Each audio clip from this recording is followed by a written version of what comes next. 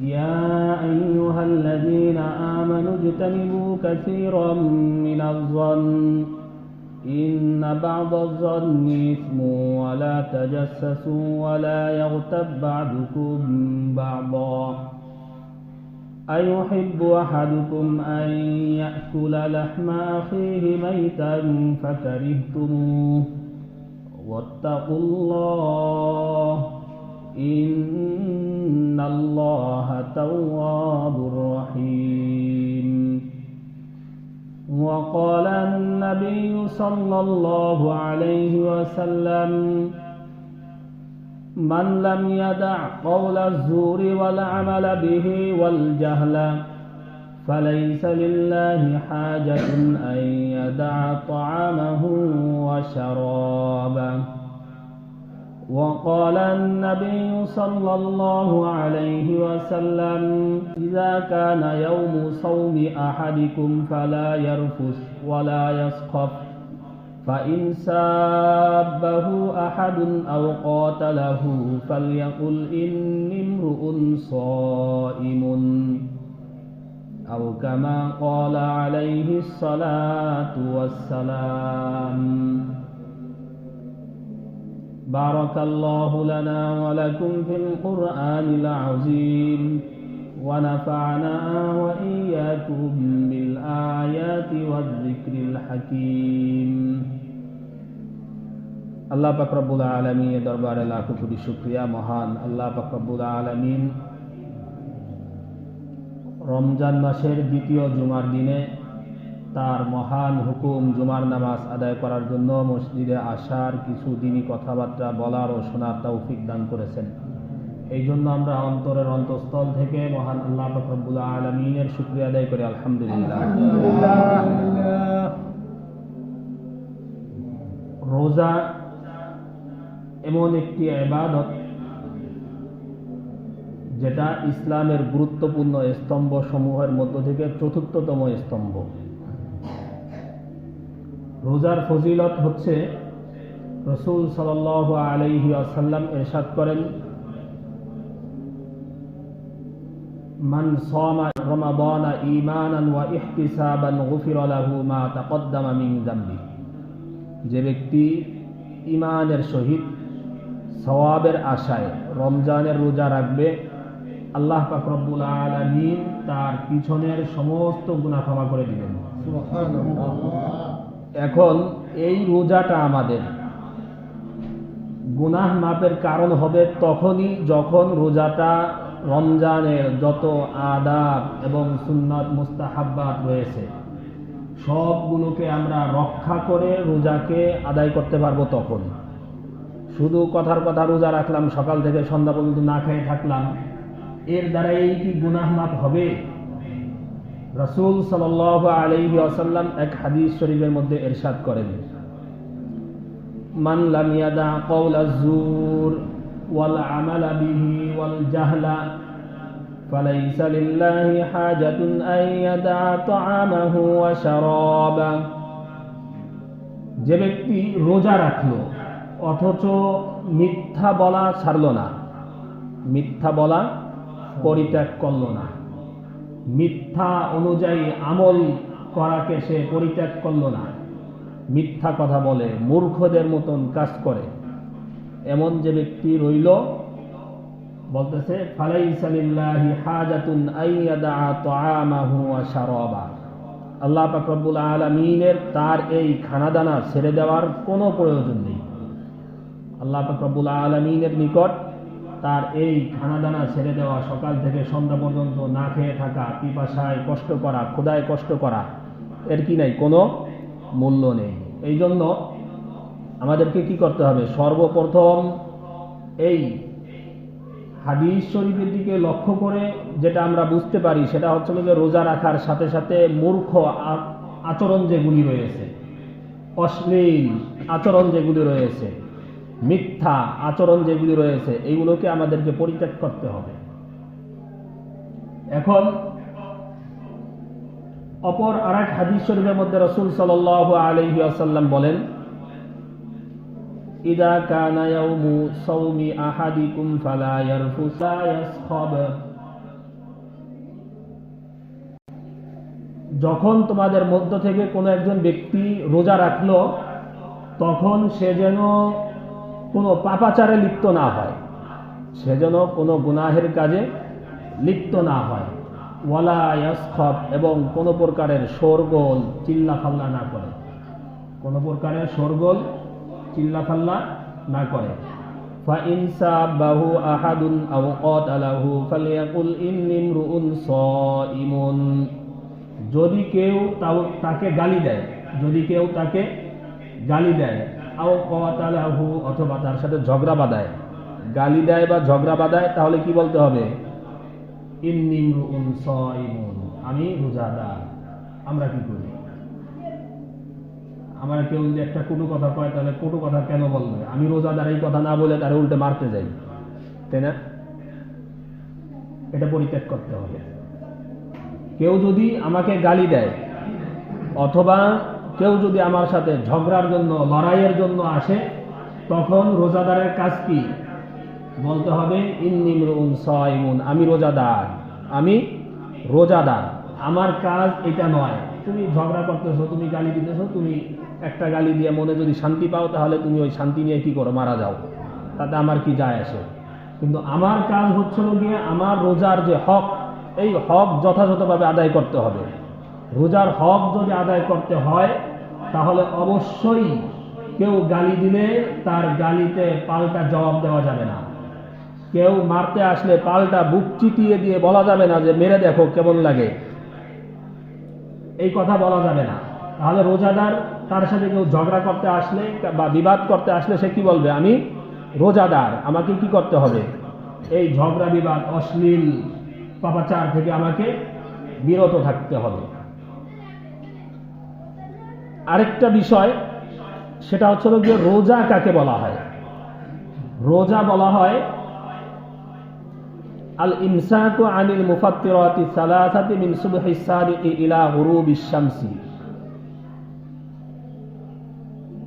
সুবহ সাদিক থেকে নিয়ে সূর্য ডোবা পর্যন্ত রোজা ভঙ্গকারী কাজ যেগুলি রয়েছে, এগুলো থেকে বিরত থাকা নিয়তের সাথে, আল্লাহ পাক রব্বুল আলামিনের সন্তুষ্টির নিয়তে, এটা হচ্ছে রোজা। মুফাত্তিরাতি সালাসা, রোজা ভঙ্গকারী কাজ বিশেষভাবে তিনটি। একটা হচ্ছে কোনো কিছু খাওয়া বা কোনো কিছু পান করা, স্ত্রীর সাথে মেলামেশা করা। এখন আমি আজকে রোজা, ওই যে জগ আছে, জগ থেকে যদি এক গ্লাস পানি যদি আমি খাই, তাহলে আমার রোজা কি হবে না হবে না? হবে না, হবে না। পানিটা কি হালাল না হারাম? পাক নাকি না পাক? ওই জগে যে পানিটা আছে অবশ্যই হালাল। এখন হালালটা খাইলে যদি রোজা না হয়, হারামটা খাইলে কি রোজা হবে? কখনোই হবে না। আল্লাহ পাক রব্বুল আলামিন কুরআন মাজিদের মধ্যে বলেন, আইয়ুহিব্বু আহাদুকুম আন ইয়াকুলা লাহমা আখিহি মাইতান ফাকারিহতুমু। তোমাদের মধ্য থেকে কেউ কি এমন আছো যে ভালোবাসো তার মৃত ভাইয়ের গোশত খাইতে? তার মৃত ভাইয়ের গোশত খাওয়াটা কি কেউ পছন্দ করো? কেউ আসেন এখানে মৃত ভাইয়ের গোশত খাওয়া পছন্দ করেন? মৃত ভাই লাগবে না, মৃত মুরগির গোশত খাওয়া পছন্দ করেন কেউ? না, আমরা কেউ পছন্দ করি না। তাহলে মৃত ভাইয়ের গোশত খেতে আমরা কেউ পছন্দ করি না, কারণ এটা কি? হারাম। এখন জগের পানি হালাল, সেটা খেলে যদি রোজা না হয়, মৃত ভাইয়ের গোশত খেলে রোজা কি হবে? হবে না। মৃত ভাইয়ের গোশত বলে এখানে কি বোঝানো হয়েছে আয়াতের মধ্যে? গীবত। মৃত ভাইয়ের গোশত বলে আয়াতের মধ্যে কি বলা বোঝানো হয়েছে? গীবত। তাহলে গীবত করা মানে মৃত ভাইয়ের গোশত খাওয়া। গীবত করা মানে মৃত ভাইয়ের গোশত খাওয়া। তাহলে মৃত ভাইয়ের গোশত, যেটাকে কোরআনের মধ্যে গীবতকে বলা হয়েছে, এই গীবত হচ্ছে হারাম। গীবত হচ্ছে হারাম। এখন জগের হালাল পবিত্র পানি খেলে বা ঘরের সাদা ভাত খেলে যদি রোজা না হয়, যেটা আমার জন্য হালাল পবিত্র, এটা খেলে যদি রোজা না হয়, মৃত ভাইয়ের গোশত গীবত যেটা হারাম, সেটা খেলে কি রোজা হবে? হবে না, কখনোই হবে না। আমরা এমন কে আছি বলতে পারবো যে রমজানে যে কয়দিন গেল রোজা, আমরা কেউ কারো গীবত করিনি এখন পর্যন্ত? মনে হয় না কেউ বলতে পারবে। এই জন্য গীবত থেকেও আমাদেরকে কিসে থাকতে হবে? দূরে থাকতে হবে। রাসূল সাল্লাল্লাহু আলাইহি ওয়াসাল্লাম এক হাদিস শরীফের মধ্যে ইরশাদ করেন, মান ইয়াযমান বিমা বাইনা লিহইহি ওয়া মা বাইনা রিজলাইহি আযমান লাহুল জান্নাহ। যে ব্যক্তি দুইটি জিনিসের গ্যারান্টি আমাকে দিতে পারবে, যে ব্যক্তি দুইটি জিনিসের গ্যারান্টি আমাকে দিতে পারবে, সে ব্যক্তিকে আমি জান্নাতের গ্যারান্টি দিচ্ছি। দুইটি জিনিস কি? একটি হচ্ছে দুই চোয়ালের মধ্যবর্তী গোস্তের টুকরা, সেটা কি? জিহ্বা, সেটা জিহ্বা। আর একটা হচ্ছে দুই রানের মধ্যবর্তী গোস্তের টুকরা, সেটা হচ্ছে গিয়ে কি? লজ্জা স্থান। এই দুইটি জিনিসের গ্যারান্টি যে ব্যক্তি দিতে পারবে, রাসূল সাল্লাল্লাহু আলাইহি ওয়াসাল্লাম তার ব্যাপারে জান্নাতের গ্যারান্টি দিচ্ছেন। এখন রোজা রেখে আমরা যদি এই গীবত করা থেকে নিজেদেরকে যদি বিরত রাখতে না পারি, তাহলে রোজার ফায়দা কি? রোজার ভঙ্গের কিছু কারণ রয়েছে, রোজা ভঙ্গের কিছু কারণ রয়েছে, আর কিছু বিষয় এমন রয়েছে যেগুলোর দ্বারা রোজা ভঙ্গ হয় না, তবে রোজার যে সওয়াব সেটাকে বরবাদ করে দেয়, নষ্ট করে দেয়। তার মধ্যে থেকে একটি হচ্ছে গীবত করা, একটি হচ্ছে গিয়ে কি? গীবত করা। ইমাম আবু হানিফা রাহিমাহুল্লাহ তো এমন ছিলেন যে যদি কেউ তার নামে গীবত করতেন, তাহলে সে তার বাড়িতে হাদিয়া পাঠাইত। যদি কেউ তার নামে কি করত? গীবত করত, আর সে যদি সেটা জানতে পারতো যে অমুক আমার নামে কি করছে? গীবত করছে, তাহলে ইমাম আবু হানিফা রাহিমাহুল্লাহ কি করতেন? তার বাড়িতে হাদিয়া পাঠাইতেন। হাদিয়া কেন? গীবত করার দ্বারাই এমন হয় যে আপনি যখন আমার গীবত করবেন, তখন আমার গুনাহ আপনার আমল নামায় যাবে, আর আপনার আমল নামার সওয়াবগুলো আমার ওই গুনাহের স্থানে এসে পূর্ণ হবে। ইমাম আবু হানিফা বলতেন যে ভাই, তুমি আমার যে উপকার করছো, আমার এই উপকার আজ পর্যন্ত আমার পিতামাতাও করে নাই, এই জন্য তুমি আমার কি করো? এই হাদিয়াটা গ্রহণ করো। এইভাবে তিনি কি করতেন? যিনি গীবত করতেন তাকে হাদিয়া পাঠাইতেন। এরপরে যাদের বুঝ শক্তি আল্লাহ পাক রব্বুল আলামিন দিতেন, তারা কি হয়ে যেতেন? সংশোধন হয়ে যেতেন। হায় রে, এত বড় অপরাধ যে আমার গুনাহ, তার গুনাহ আমার আমলনামায় আসবে, আর আমার সওয়াব তার আমলনামায় চলে যাবে। কত বড় ভয়ঙ্কর অবস্থা। এটা যখন বুঝতে পারতেন যারা বিরত থাকা, তারা বিরত থাকতেন, আর যারা বিরত না থাকার ব্যাককলের মতন কি করতেন? গীবত করেই যেতেন। ইমাম বুখারী রাহিমাহুল্লাহ তিনি বলেন যে আমার যখন থেকে আমি প্রাপ্তবয়স্ক হয়েছি এবং আমার বুঝ শক্তি সম্পন্ন হয়েছে, আমার মনে পড়ে না কখনো আমি কোনো ব্যক্তির গীবত করেছি। ইমাম বুখারী রাহিমাহুল্লাহ বলেন যে কখনো আমি কোনো ব্যক্তির গীবত করেছি এরকম কি করে না, আমার মনে পড়ে না। তাহলে এরকম কিছু কাজ রয়েছে যেগুলোর দ্বারাই কি হয়ে যায়? ইবাদতের যে সওয়াব এটা নষ্ট হয়ে যায়। বিশেষ করে রমজান মাসে যদি গীবত করা হয়, তাহলে তখন ওই রোজার আর কি থাকে না? কোনো ফজিলত থাকে না, কোনো বরকত ফাজাইল আর বাকি থাকে না। গীবত করার দ্বারায় রোজার যে সওয়াব এটা সম্পূর্ণভাবে নষ্ট হয়ে যায়। গীবত মানুষের ইবাদতকে, সওয়াবকে ধ্বংস করে দেয়, যেভাবে আগুন কি করে দেয়? কাঠকে ধ্বংস করে দেয়। এই জন্য রোজা রেখে আমাদেরকে কি করতে হবে? গীবত থেকেও বিরত থাকতে হবে। মুহাদ্দিসিন ইকরামের কেউ কেউ বলেন যে পরিপূর্ণ রোজাদারকে, পরিপূর্ণ রোজাদার হচ্ছে ওই ব্যক্তি যে ব্যক্তির অঙ্গ পতঙ্গ থেকে তার রোজা আক্রান্ত হয় না। অঙ্গ পতঙ্গ থেকে তার রোজা কি হয় না? আক্রান্ত হয় না। সে যখন কথা বলে, তার কোনো কথার দ্বারায় তার রোজার ক্ষতি হয় না। সে যখন কথা বললে ভালো কথা বলে, তা না হলে কি করে? চুপ থাকে। বললে সে ভালো কথাই বলে, তা না হলে সে চুপ থাকে। যখন কোনো কাজ করে, যখন কোনো কাজে লিপ্ত হয়, ভালো কাজে যদি সম্ভব হয় তাহলে শুধুমাত্র ভালো কাজেই লিপ্ত হয়। যদি খারাপ কাজ সম্মুখে আসে তাহলে সেটার মধ্যে থেকে কি থাকে? বিরত থাকে। এবং সর্বোপরি তার পেটকে এবং লজ্জা স্থানকে রোজা ভঙ্গকারী কাজসমূহ থেকে বিরত রাখে। এটাই হচ্ছে গিয়ে কি? পরিপূর্ণ কামেল রোজাদার। রাসূল সাল্লাল্লাহু আলাইহি ওয়াসাল্লাম এক হাদিস শরীফের মধ্যে ইরশাদ করেন, রুব্বা সাইমিন লাইসা লাহু মিন সিয়ামিহি ইল্লাল জুউ ওয়া রুব্বা কাইমিন লাইসা লাহু মিন কিয়ামিহি ইল্লাস সাহারু। কিছু রোজাদার এমন রয়েছে, তারা রোজা রাখে মানে রোজার থেকে তাদের শুধুমাত্র ফায়দাটাই হচ্ছে ক্ষুধা থাকা। রোজার থেকে তাদের কি অর্জন হয়? শুধুমাত্র ক্ষুধাটাই তাদের অর্জন হয়, ক্ষুধার বাহিরে গিয়ে আর কিছু কি হয় না, অর্জন হয় না। রুব্বা সাইমিন লাইসা লাহু মিন সিয়ামিহি ইল্লাল জুউ। অনেক রোজাদার এমন রয়েছে যারা রোজা রাখে অথচ রোজার থেকে তারা কি পায় না, কোনো ফল পায় না, কোনো সওয়াব তারা অর্জন করতে পারে না। রোজার থেকে তারা কি পায়? শুধুমাত্র পেটের ক্ষুধায় ভুগে, এতটুকু তাদের ফায়দা হয়। ওয়া রুব্বা কাইমিন লাইসা লাহু মিন কিয়ামিহি ইল্লাস সাহারু। অনেক রাত্রি জাগরণকারী এমন রয়েছে, রাত্রি জাগরণকারী মানে রাত জেগে জেগে ফেসবুক থেকে, মোবাইল থেকে, এগুলি। রুব্বা কাইমিন লাইসা লাহু মিন কিয়ামিহি। অনেক রাত্রি জাগরণকারী এমন রয়েছে, মানে রাত জেগে জেগে নামাজ পড়ে, কিয়ামুল লাইল পড়ে, তারাবির নামাজ পড়ে। অনেক তারাবির নামাজওয়ালা নামাজি এমন রয়েছে, অনেক তাহাজ্জুদ গুজার এমন রয়েছে, তাদের রাত জেগে জেগে নামাজ পড়া থেকে শুধুমাত্র ফায়দা কি? রাত জেগে থাকা, এটাই তাদের শুধুমাত্র কি হয়? অর্জন হয়।